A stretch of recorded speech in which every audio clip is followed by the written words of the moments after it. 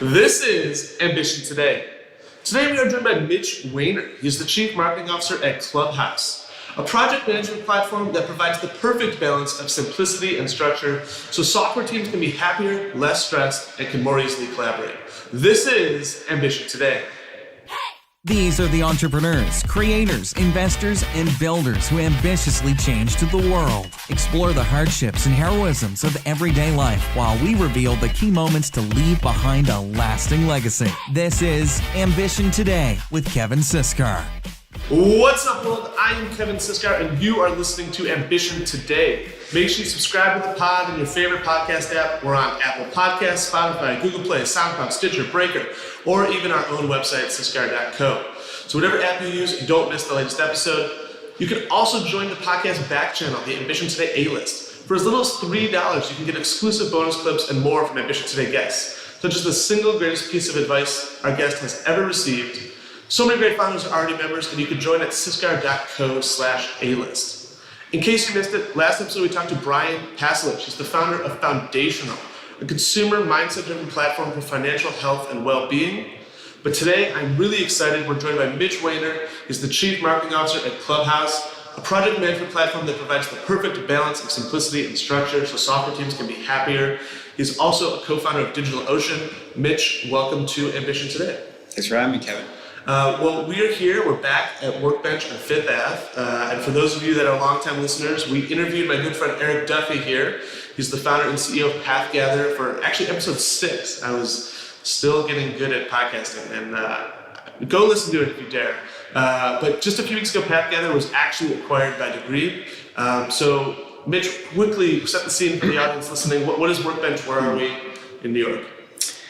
So Workbench is a venture fund. They also offer a co-working space to enterprise software companies, such as Clubhouse. And so, they have a handful of companies here that use this space, and it has the community aspect similar to a WeWork here, where we do group events.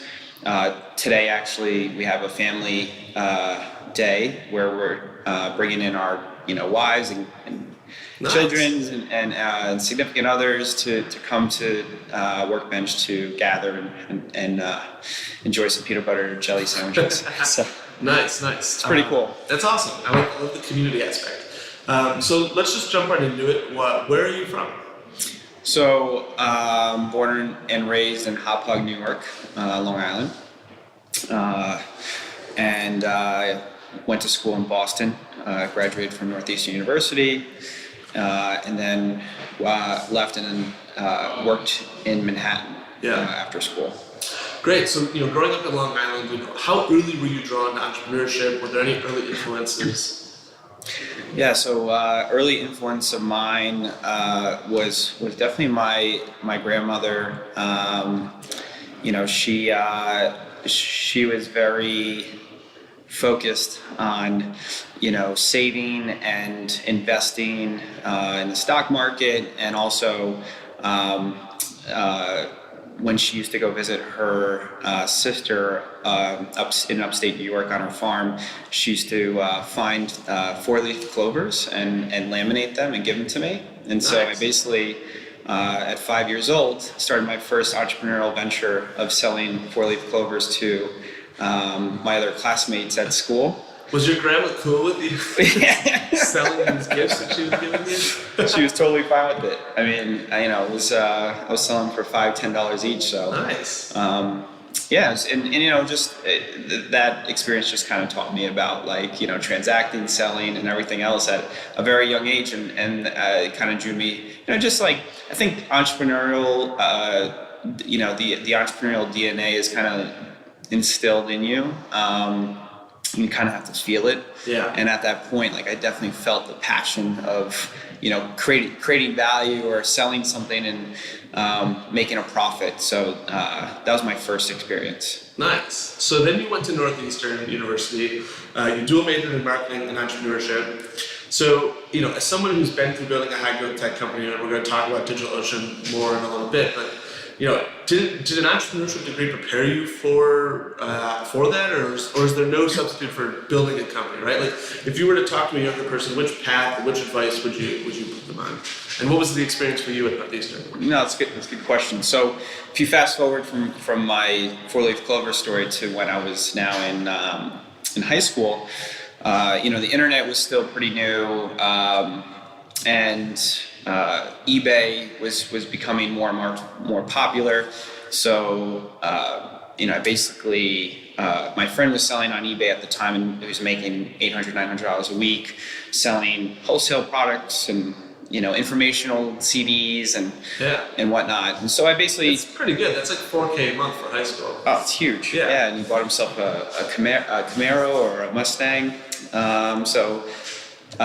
It was working, and with eBay, you kind of teach yourself how to write HTML to create the auction templates, and I taught myself how to use Photoshop to create the graphics to enhance the auction template. So I basically taught myself web design at a very early age. I used Macromedia Dreamweaver, and I was able to build my own websites. And then my first summer job was actually as a web designer, working for a local software company. Nice.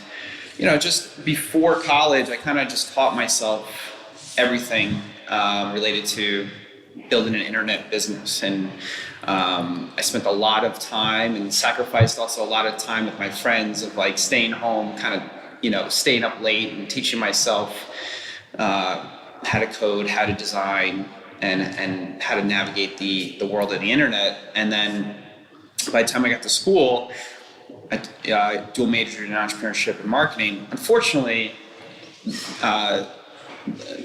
the internet was still very new, and so there was What year is this? Give us a sense of time here. So this was 2003. Okay. So there was no course created for digital marketing for. It was like buy a banner ad and serve it on megabyte of bandwidth. It was all kind of basic principles of marketing and sales and being sold like newspaper slots. Yeah, exactly. And it was a little bit archaic. At the time it was a little archaic, and so I skipped class and I would stay home in my dorm room and build websites. And I was at one point making $30,000-$40,000 a month at the age of 19. Nice. And I just felt like I was able to learn so much more by teaching myself. And I graduated school with north of a 3.0 GPA. I was still able to make my parents proud, quote unquote. But at the end of the day, I was teaching myself everything. And I think that's kind of the general theme. If you're truly passionate about your craft and about being an entrepreneur, you kind of have to go out and execute and just get it done. Yeah, I want to step on that for a second, because I think a lot of people. So if we're making the argument here that just going out and doing it, getting the experience is better than a degree. I think a lot of people hear that and they say, all right, I should do that, right? But then no action is taken, right? They're not staying up late, not going out with friends, doing it. Like, how do you think you cultivate that in a person? Is that just something you're born with? Goes back to your DNA with your grandma? Like, if people are listening and they want to be like that, how can they manifest that in their own lives? Do you have any advice for that, or is it impossible? It requires a solid support system around you. My parents were very supportive. I think that's hugely invaluable. My mom, my dad, they knew that I was, up late working on the computer. They, and then even at school, they knew that I was skipping some classes to work on my internet business, and so they were fully aware of everything that was going on, and they were never you have to stop what you're doing. You're not heading down the right path. You have to, spend more time studying. Never gave me a hard time at all. And they were very, very loving and supporting the whole way through. So I think the support system around you is a key ingredient to being successful. It's not just otherwise, like you're gonna if you don't have that support system, you kind of have to build it. Finding new friends or a new community to surround yourself with to like help you get there. But that support system's really like it instills confidence, and like as a young teenager or going into school, like that confidence building stage is super important. Yeah, no, I couldn't agree more. Like, and I think the flip side of that is like if you catch yourself watching too much Netflix and you keep saying for 6 months you want to build this company, then it's on you. Maybe you would recognize that as inherent weakness, right? So you just go get an office space. So you're not even tempted, right? Like, how do you architect your life in a way that you can set yourself up to not be tempted to execute, optimize your own daily routines almost. Yeah, I mean, there definitely, there's a component of self-discipline.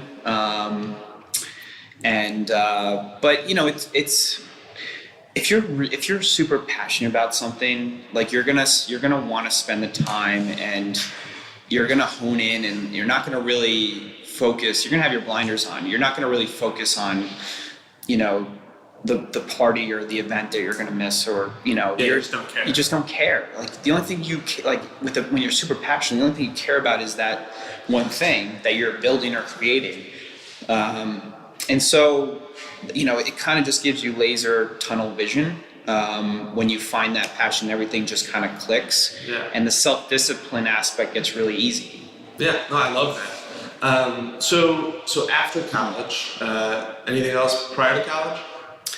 I mean, I think I covered the high level points. The one thing I would add is like going back to the support system. My dad got me my first summer job working as a web designer and web developer for his friend who ran a software company. And then the following summer, he got me a new job as a web developer, web designer, and so he was always, my dad was always super supportive. And going back to that support system theme, it's like it's super important. All right.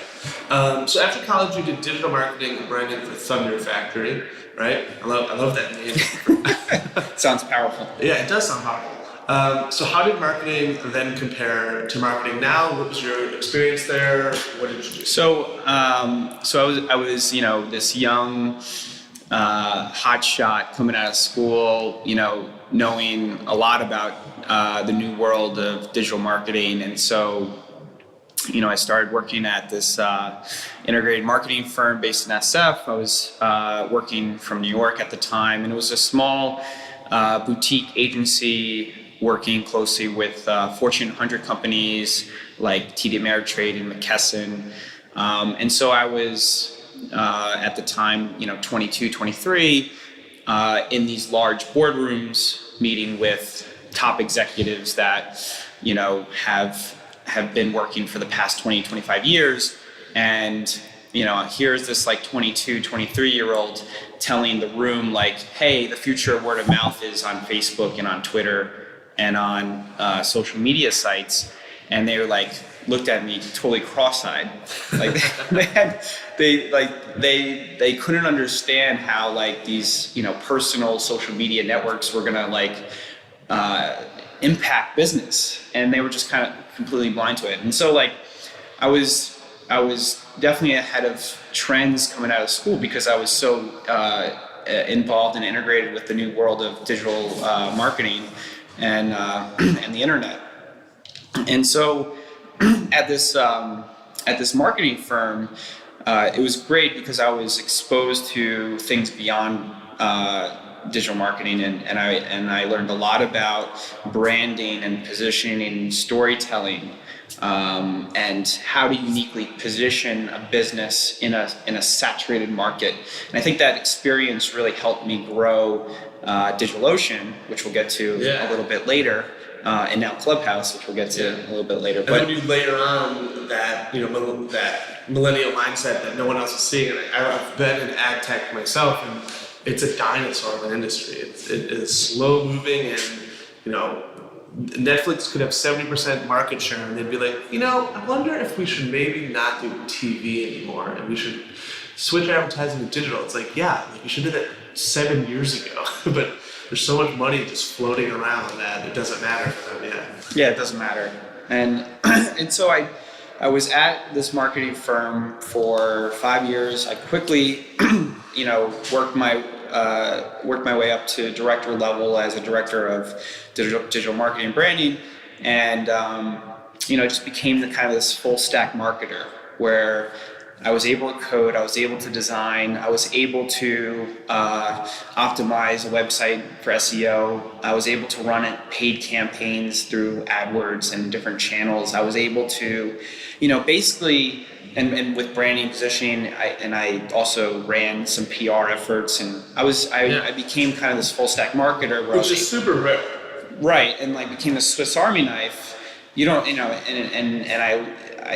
I was exposed to the entire landscape of marketing at a very young age, and I was able to become the Swiss Army knife, where I had all these valuable tools in my toolkit, and then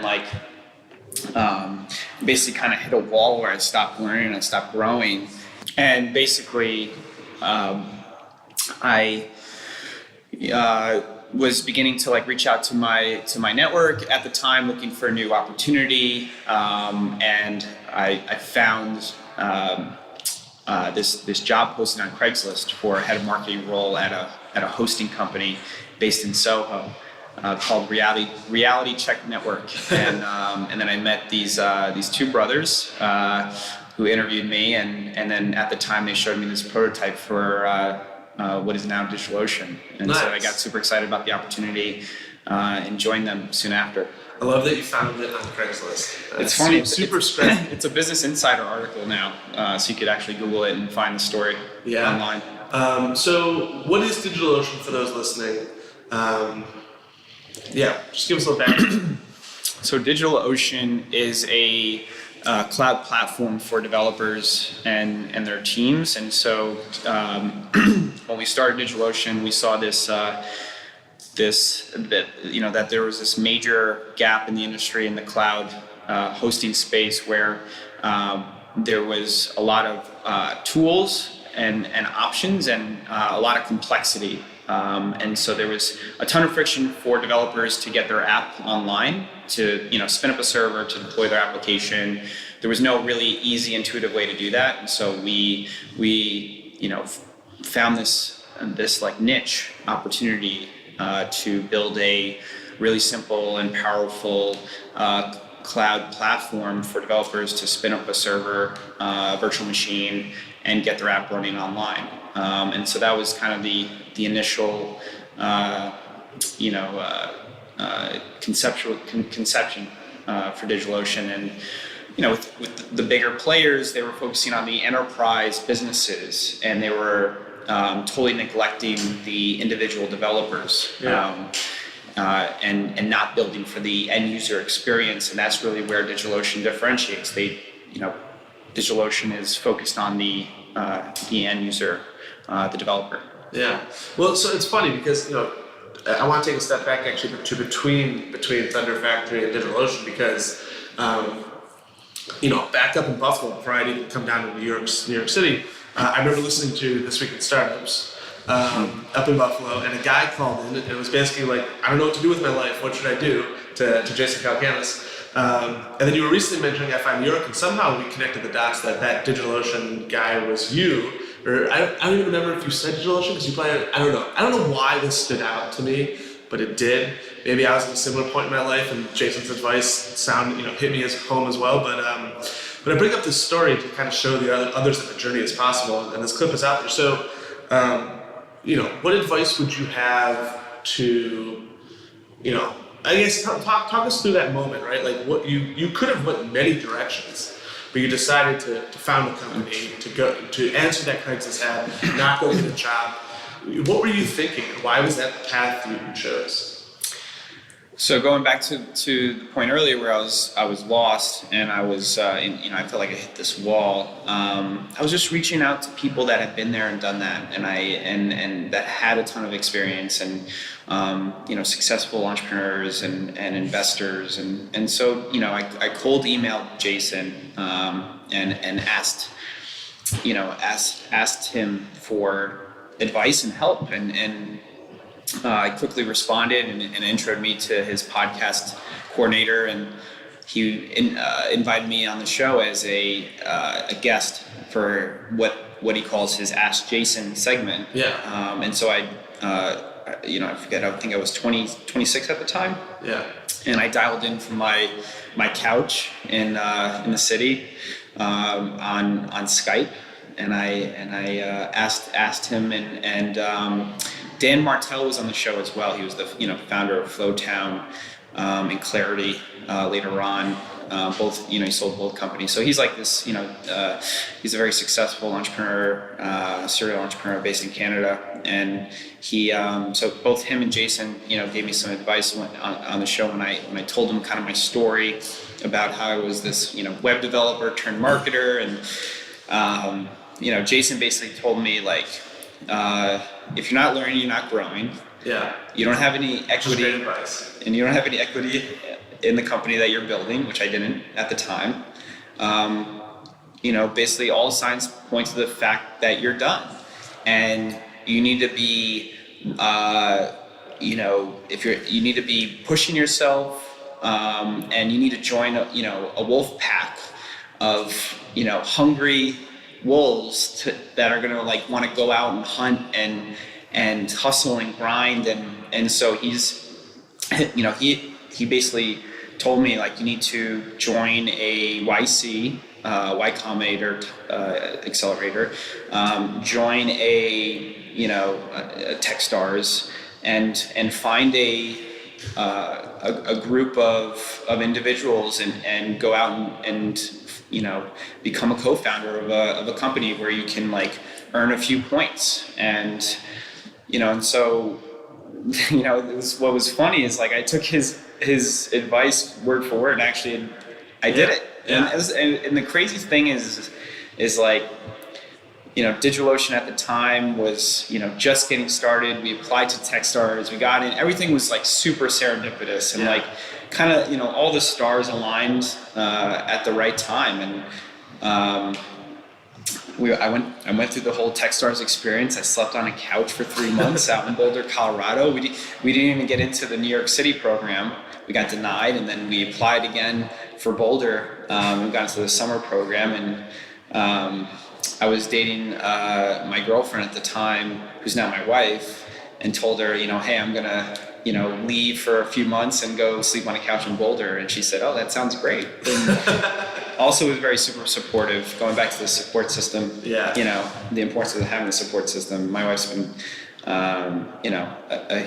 a huge fan of mine, through every step of the journey. So it's been super helpful for me to focus. So,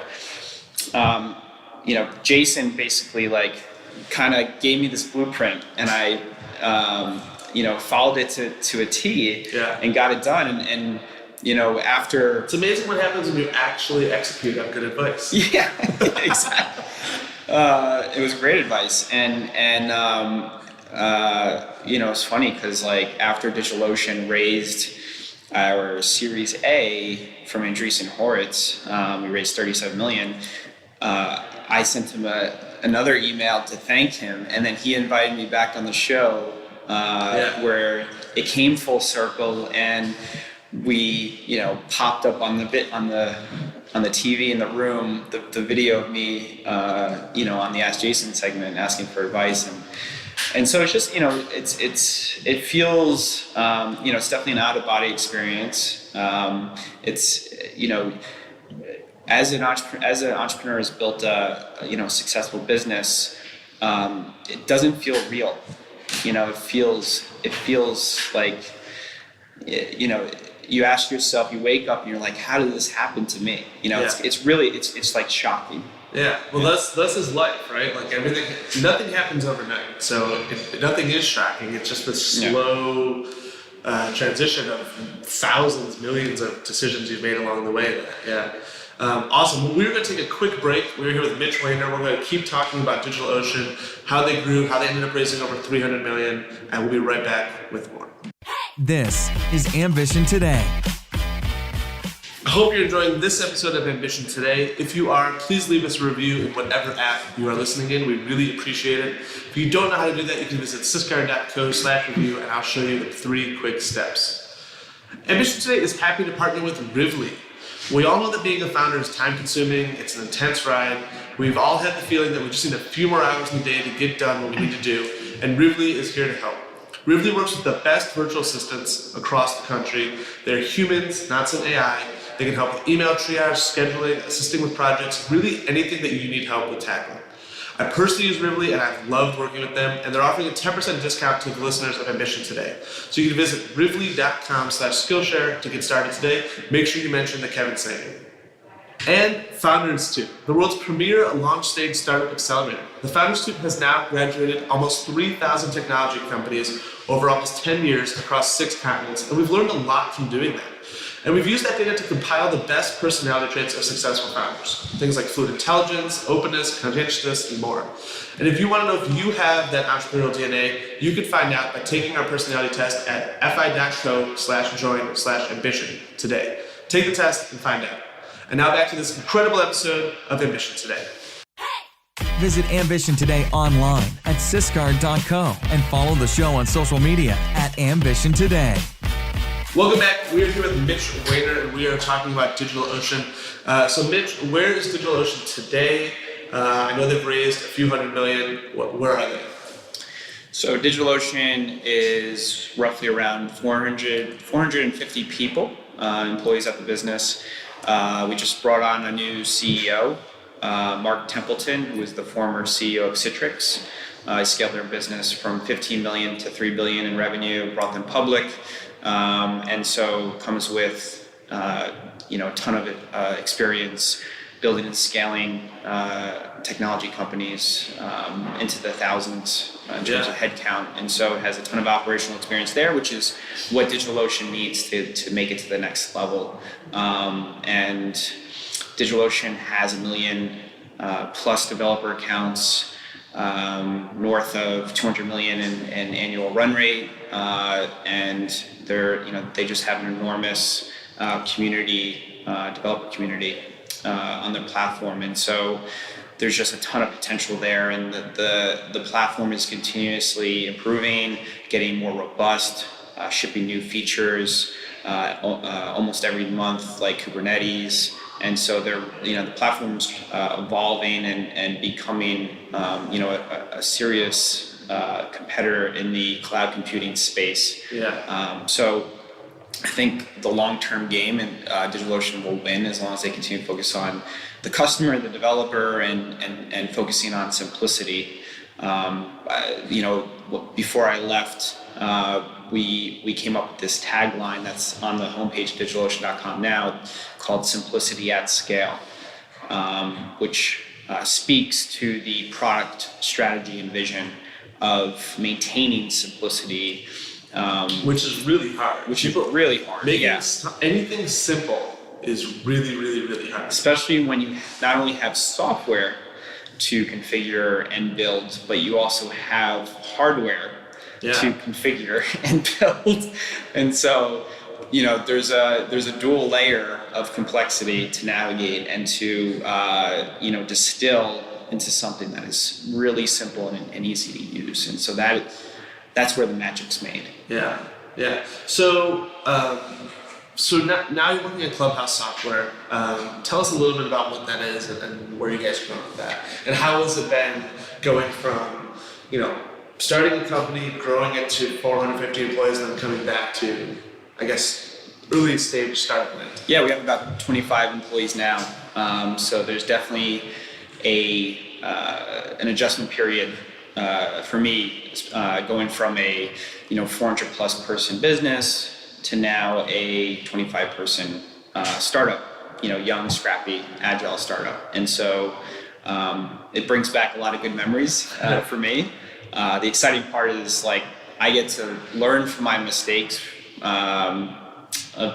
building a company like DigitalOcean, and I get to do it all over again. I get to do it better this time. Yeah. What is Clubhouse? So Clubhouse is a software development platform that provides a project management tool that is powerful and intuitive for software teams to build great products. And it's really, to your point earlier with, when you introed the company, they found the perfect balance between simplicity and structure and flexibility. And they really found this sweet spot where the project management tool is built for software teams, like it's built for software development, but because it's so simple and intuitive, any team outside of engineering can collaborate and use it. Yeah. And so, which is hard to find, because I find developers love GitHub, product managers want to use Trello boards. Like it's hard to find a good in between. Right, and so Clubhouse is breaking down these walls and barriers inside tech companies where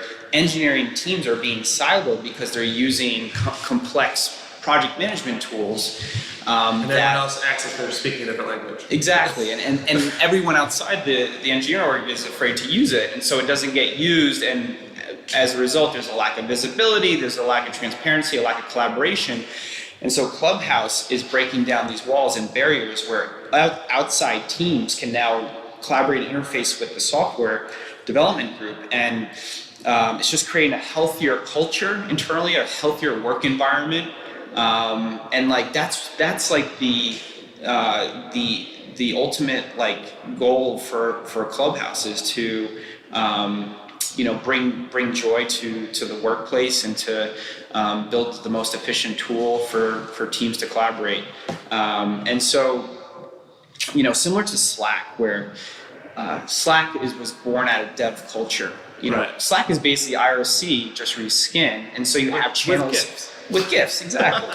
And you have channels with like hashtags before the name, and now it's a general tool that is used by all teams inside organizations. And so Clubhouse, in a very similar way, you have this software development tool with names like stories and epics and milestones, and like you have all this kind of software terminology, but the interface is so simple and easy to use and intuitive. Like teams like in marketing, support, and finance and sales, like everyone can collaborate, and it's really fun. It's snappy, and so I'm actually you sold me on this. I'm gonna actually download it later today and try it. You should try it for sure. Everyone should try it. I mean, it's a no-brainer. 14-day free trial. It starts at $10 a month. I mean, it's super affordable. Two coffees per month. Yeah, exactly. It's funny how we do that, right? It's like $1 for an app? No way. $5 for a Starbucks coffee? $10 a month for up to 10 users. Yeah. Really, it's super affordable, really simple and easy to get started. So what's going on in the world of marketing, right? You mentioned that, you feel like a ninja, you can learn from your mistakes from before, right? So, I know from listening and doing some research for the pod today that, you had a really good funnel for DigitalOcean, right? You basically did a lot of SEO, which you were, the Swiss Army knife you could do. The SEO drove people to your website, where you hit them with a retargeting pixel, brought them back, sold them, and then you had a referral funnel once they were customers, right? So, that was probably 2014, 2013, 2015. What's going on in 2018 in the world of marketing? What are some things you plan on doing this time that if you didn't do last time? What's happening? Yeah, I think there's a lot of hurdles to jump with GDPR now, data privacy, with cookies being accepted, and so data is getting harder and harder to navigate, and as a result, especially with like ad blockers. The world of digital marketing is becoming, in some ways, the traditional methods are becoming less effective, and so now, in this world of social media and content, it's more, it's kind of going full circle and going back to like storytelling and building a brand and a community and like, you know, doing things that don't scale and, you know, investing time in building one-to-one relationships and just building high quality content to provide value and give back to your audience, your community. And, you know, and all that stuff takes time. Yeah. And it's just, you know, you have to nurture it for many years, you know, to be successful. And so, it goes back, you know, again, it's more about kind of like building a really solid brand, story, and just like making sure that story and that message is consistent through every channel, and just, you know, continue to focus on strengthening the brand, and then also leveraging, you know, your existing customer base. Like if you focus on building a really great product for your customers and you have a fairly high NPS score. Net promoter score. I was listening, yeah. You can launch a referral program and harness the referral power, the promoted power of your customers to drive more growth. Yeah. And companies like Airbnb and Uber and DigitalOcean and Dropbox have tripled. You know, they drove exponential growth from their referral programs, and it just goes back to building a really great product and focusing on the customer's needs, and that's why NPS is so important. Yeah. So if you do those two things that I just mentioned really well, you should be in really good shape. And then obviously you can layer in some additional activities. You know, I'm a big believer in having a fully integrated marketing strategy, a multi-channel approach to drive the most awareness and buzz for the business. But at the end of the day, like you gotta hone in on the basics. Yeah, no, I love that. So let's quickly jump to the Ambition Today question of the day for the sake of time. So if you have a question for the pod, go to siskar.co, submit your question, and we'll get it answered on a future episode. So today's Ambition Today question of the day is, you know, do you travel often? How important is travel to you? And how do you balance time for those new experiences, you know, with your wife, you mentioned earlier, family, right? With the need to just get shit done as a founder?